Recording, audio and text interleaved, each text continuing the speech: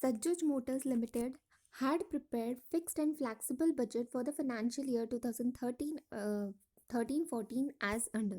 ठीक है, S limited हमारी कंपनी है जिसने फिक्स्ड और फ्लैक्सिबल बजट बनाया हुआ है 2013-14 के लिए। ठीक है, तो उन्होंने हमें बताया है fixed budget for the full capacity. ठीक है, एंड यहाँ बोला है फ्लेक्सिबल बजट एट 75% लेवल।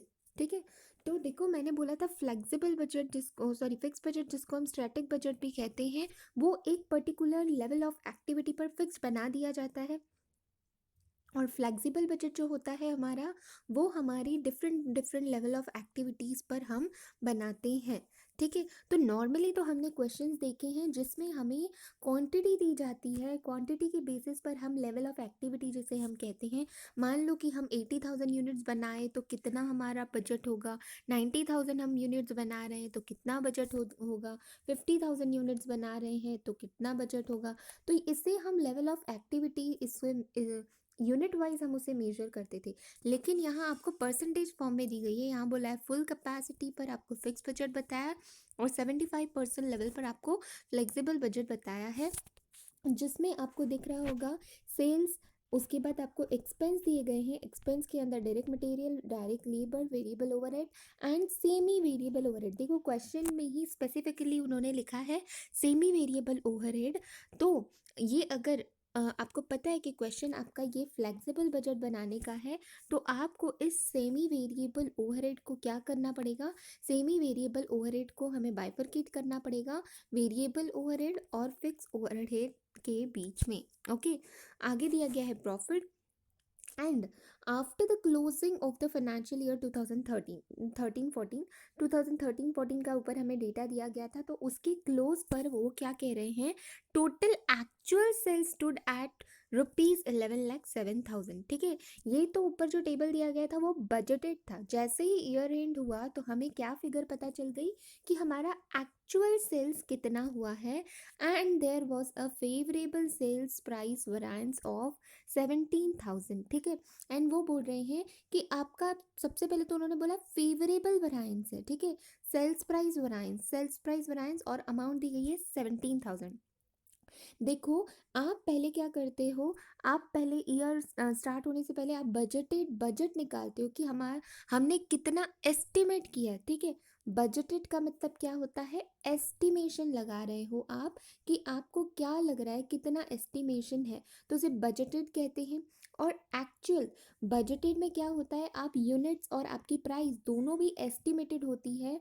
ठीक है, आप डिटरमाइन करते हो, एस्टिमेट करते हो। ठीक है, लेकिन एक्चुअल का मतलब क्या होता है, एक्चुअल क्वांटिटी एक्चुअल प्राइस पर जब आपने सेल की होगी तो उसे कहते हैं एक्चुअल फिगर्स। ठीक है, तो अब आपके पास क्या दिया गया है, आपके पास दिया गया है बजटेड, आई एम सॉरी, हाँ, तो आपको अगर हम हमेशा क्या चाहेंगे, जो हमारा सेल्स वराइंस है वो हमेशा पॉजिटिव आए, यानी कि बजटेड सेल जो हमने एस्टिमेट किया है, सपोज बजटेड सेल हमने एस्टिमेट किया है 10 लाख।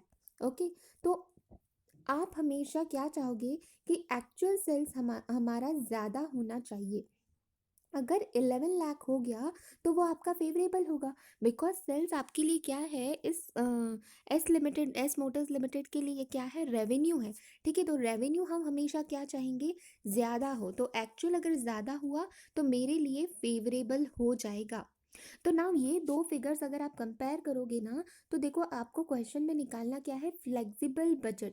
तो फ्लेक्सिबल बजट निकालना है तो सबसे पहले तो आपके पास बजटेड सेल्स भी होना चाहिए। तो अब बजटेड सेल्स होने के लिए आप क्या कर सकते हो, आपके पास एक्चुअल फिगर पता है, साथ ही साथ आपको फेवरेबल सेल्स वरायंस भी दिया गया है जो कि है 17,000। ठीक है, ठीक है, फेवरेबल कब आया होगा, जब आपका ये जो एस्टिमेटेड वाला है उससे एक्चुअल सेल्स 17,000 से अगर ज़्यादा रहा होगा, तभी जाकर आपका फेवरेबल सेल्स आया होगा।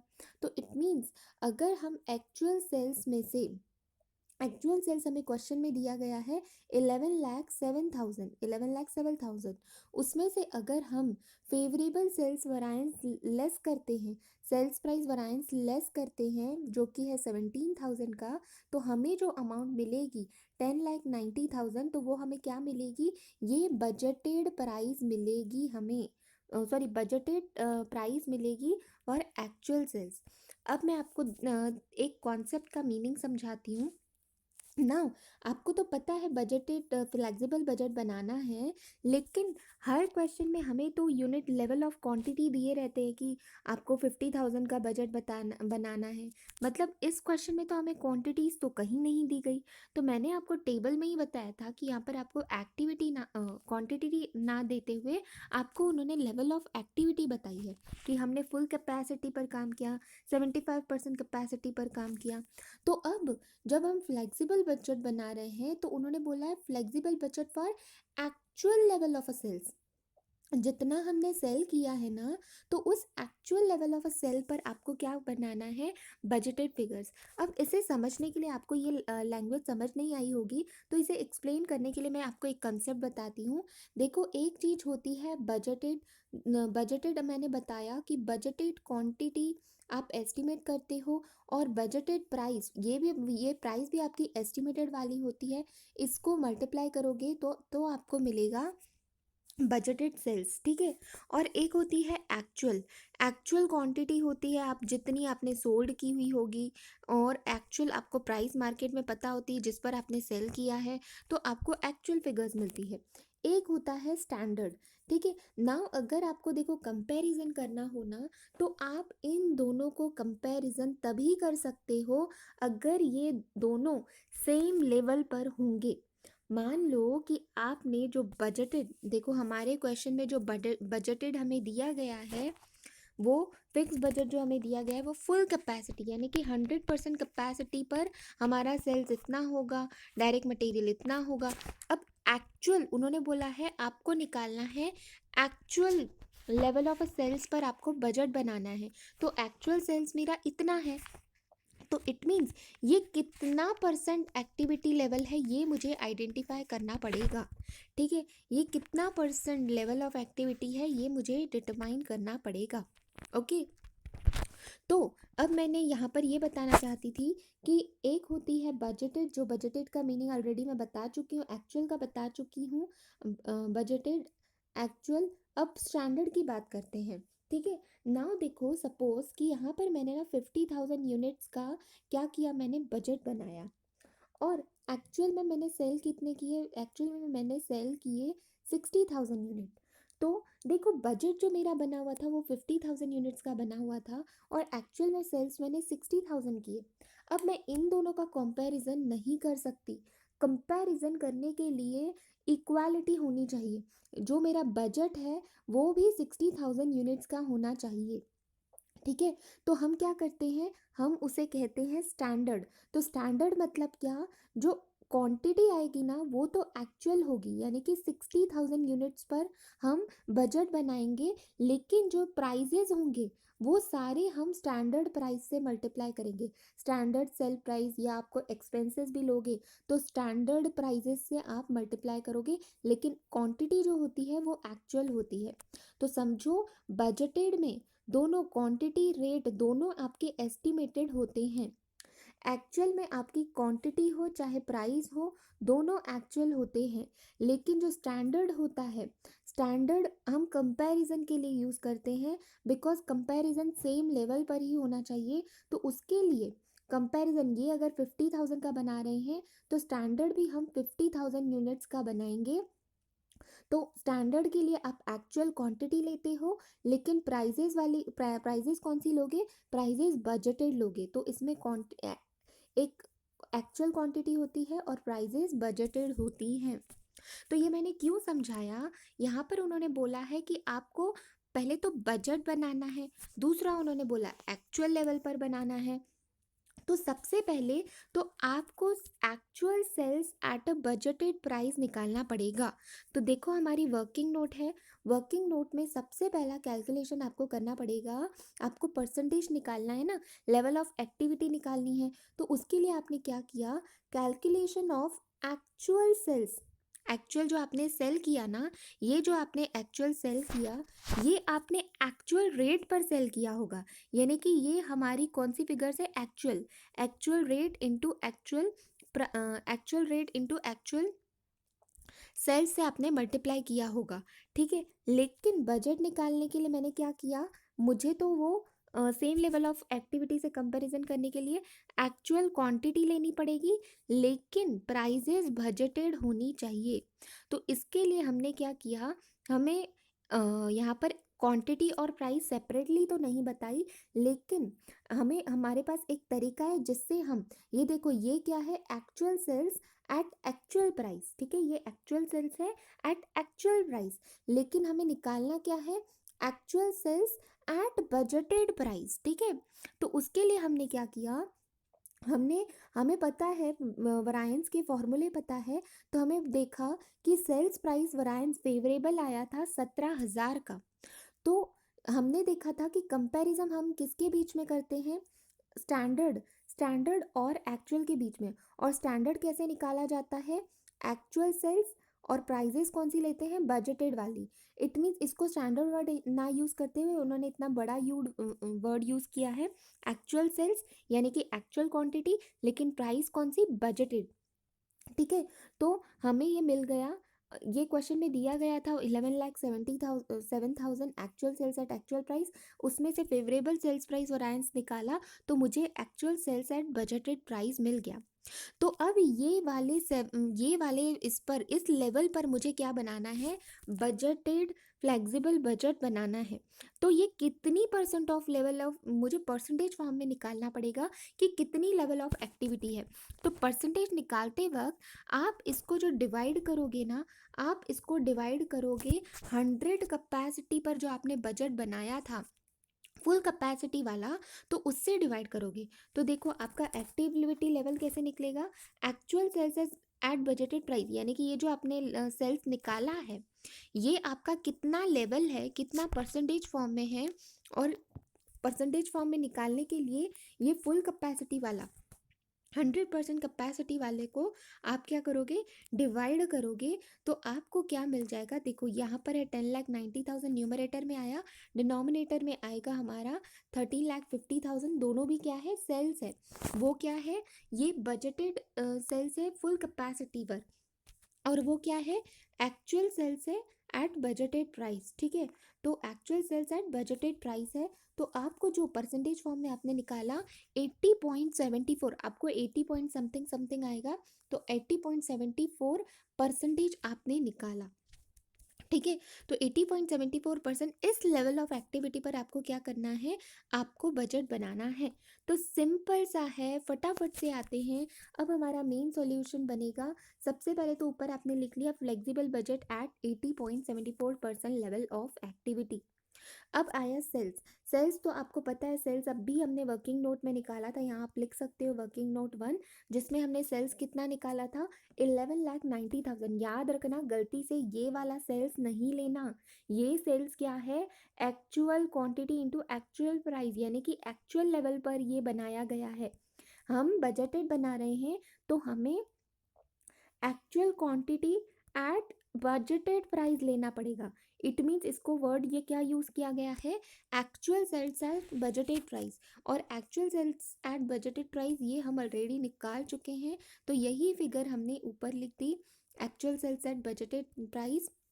उसमें से अब हम क्या करेंगे, लेस करेंगे एक्सपेंसेस। तो एक्सपेंसेस देखो, एक्सपेंसेस यहाँ पर ये जो एक्सपेंसेस दिए गए हैं, ये 75% लेवल ऑफ एक्टिविटी थी।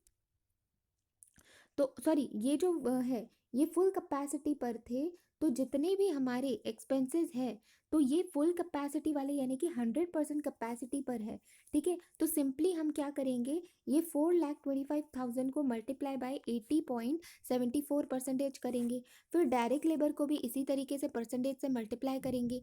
तो ये 100% वाले हम परसेंटेज से 80.74 से मल्टीप्लाई करेंगे तो हमें 80.75% वाले सारे एक्सपेंसेस मिल जाएंगे।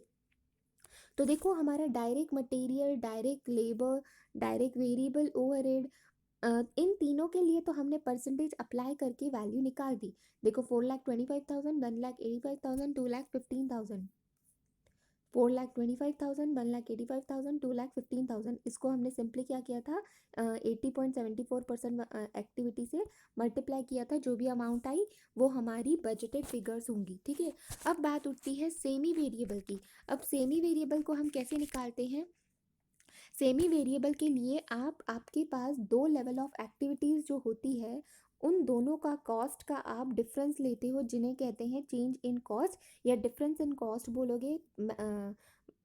प्रॉपर वर्ड क्या होगा, change in cost word use होगा। डिवाइड बाय हम क्या करते थे, change in number of units करते थे। लेकिन आपको पता है यहाँ पर नंबर ऑफ यूनिट्स नहीं दिया हुआ, लेकिन हमें number of level of activity दी गई है। तो आप क्या करोगे, डिवाइड करोगे change in level of activity. तो देखो इन दोनों में लेवल ऑफ एक्टिविटी में चेंज कितना है, 100 माइनस 75% करेंगे तो 25% आएगा।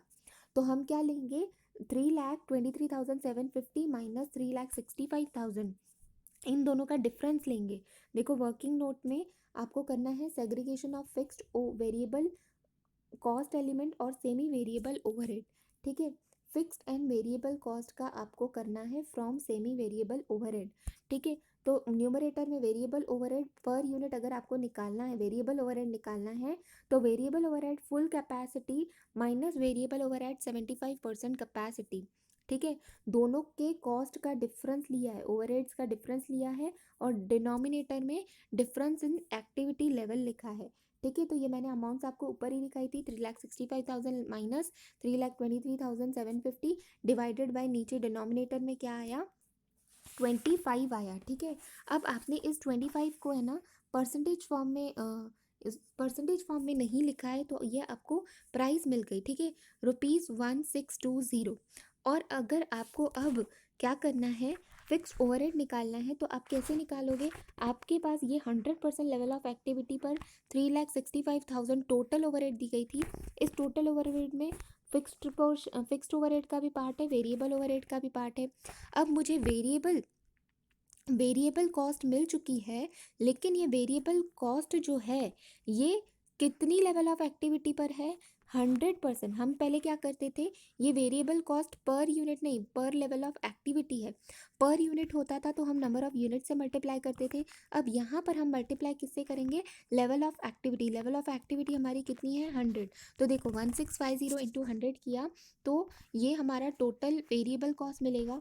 टोटल कॉस्ट में से वेरिएबल कॉस्ट लेस किया तो मुझे क्या मिला, टोटल फिक्स्ड कॉस्ट मिला 2 लाख का।